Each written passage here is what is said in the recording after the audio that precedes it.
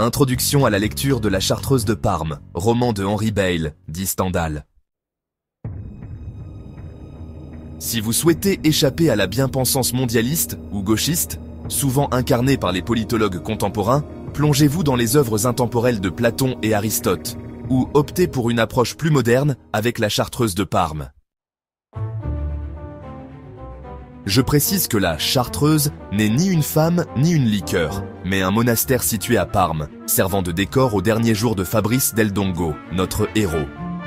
Fabrice del Dongo, jeune aristocrate italien, est un personnage complexe, moitié soldat, moitié ecclésiastique, beau garçon chevaleresque, audacieux et grand séducteur. Pascal disait que se moquer de la philosophie était réellement philosopher. On pourrait en dire autant et même davantage de la politique, telle qu'elle apparaît aux yeux des grands observateurs. N'oublions pas que notre brave Henri Beyle, dit Stendhal, était diplomate, et qu'il connaissait autant les recoins de l'âme humaine que les corridors des bâtiments officiels, tout murmurant d'intrigues surprenantes, parfois sordides. Il n'est d'ailleurs de bons politologues que psychologues et sociologues en même temps, et même philosophes. Pour cette raison, on considère souvent Stendhal comme une sorte de Machiavel romanesque du XIXe siècle. Ce grand farceur de Stendhal nous en avertit dans une de ses phrases ironiques dont il a le secret. La politique, dans une œuvre littéraire, c'est un coup de pistolet au milieu d'un concert, quelque chose de grossier, et auquel pourtant il n'est pas possible de refuser son attention. Livre second, chapitre 23. La Chartreuse est en effet bourrée d'analyses politiques, de ces vilaines choses qui ont pour théâtre le cœur des personnages. Récemment, un influenceur nous avertissait que la fiction devenait un truc de filles, que les garçons, eux, ne lisaient plus que des livres de développement personnel ou des histoires vraies. À croire que ça fait viril, cela témoigne au contraire de l'immense bêtise de notre époque.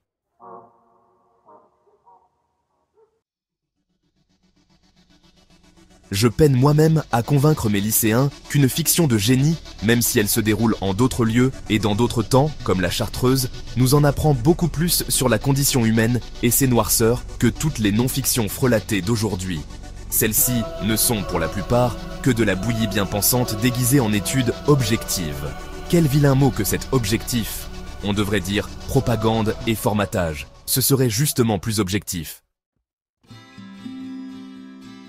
La Chartreuse se déroule après la grande aventure napoléonienne, autrement dit, pour l'essentiel, après 1814, dans une Parme fictive qui n'est pas l'État historique dirigé par Marie-Louise d'Autriche, mais une principauté interlope, où règne assez despotiquement un prince de la maison Farnèse, puis son fils. Bon nombre de lieux, y compris la rocambolesque forteresse où est détenu le héros un certain temps, sont aussi des inventions de Stendhal. La Chartreuse, bâtiment bien réel où se retire le héros à la fin du roman, pour y mourir de chagrin ou d'autre chose, raccroche un peu le récit à la réalité historique et géographique.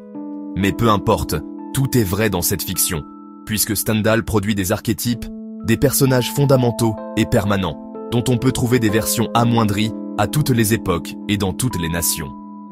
Dans La Chartreuse, on voit défiler tous les paradoxes du XIXe siècle, qui sont en réalité des paradoxes de tout temps.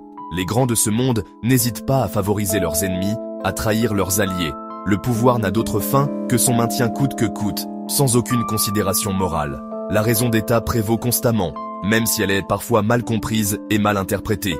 Certaines affaires se règlent sur l'oreiller, ou avec des promesses d'oreiller. Des opposants se révèlent de véritables complices, et vice-versa. Le prince Ernest IV est un tyran absolutiste et impuissant, fort avec les faibles, faible avec les forts, etc.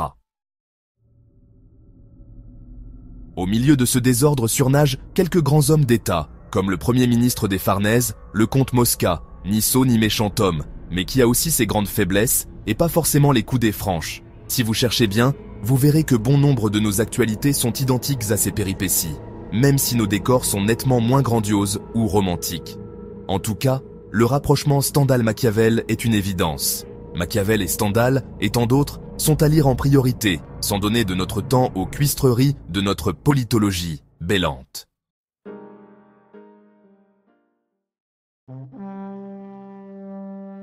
Parlons un peu du procureur Rassi. La description que fait Stendhal de ce haut magistrat matiné de politicien opportuniste et sans aucun scrupule est impayable. Rassi est un sale individu, d'une grande laideur physique, issu de la basse bourgeoisie. Le prince et son premier ministre le traitent comme un valet de bas étage, n'hésitant pas à l'insulter, voire à lui donner des coups de pied et des gifles. Rassi encaisse tous les coups avec une bonne humeur égale, qui lui vaut, avec sa grande connaissance du droit, d'être toujours en place et de ne jamais tomber en disgrâce. Il n'a d'autonomie que pour diriger un peuple de magistrats poltrons, qui l'effraie, dont la tâche consiste surtout à donner quelque apparence légale au procès intenté par le prince à ses opposants ou à ceux de son propre camp qui le gênent, dont le héros Fabrice Del Dongo. Autrement dit, au gré des circonstances et en fonction de sa place dans l'échiquier social, on peut s'en tirer avec une décoration et tous les honneurs, ou bien être enfermé à vie dans un cul de basse-fosse, voire encore condamné à mort. Quant aux tout petits justiciables, domestiques ou paysans, bien que le texte les évoque en filigrane, on devine que Rassi est parfaitement autonome et qu'il se montre impitoyable et des plus cruels. Aujourd'hui encore, cette autonomie scabreuse est ce que notre politologie appelle pompeusement l'indépendance de la magistrature. Faut-il en rire ou en pleurer? To the happy few. Au lieu d'appliquer le mot fin au terme de son ouvrage, Stendhal emploie cette locution anglaise qui signifie « aux quelques rares privilégiés ». Il ne s'agit pas de privilèges de naissance ou de fortune, mais d'une aristocratie intellectuelle, des lecteurs qui se démarquent du lot commun. Stendhal, un auteur pelu de son vivant, indique par ces mots qu'il s'adresse à ces esprits éclairés. En somme, ce sont des romans comme La Chartreuse qu'il nous faut lire pour devenir un peu moins bêtes. À bon entendeur, salut!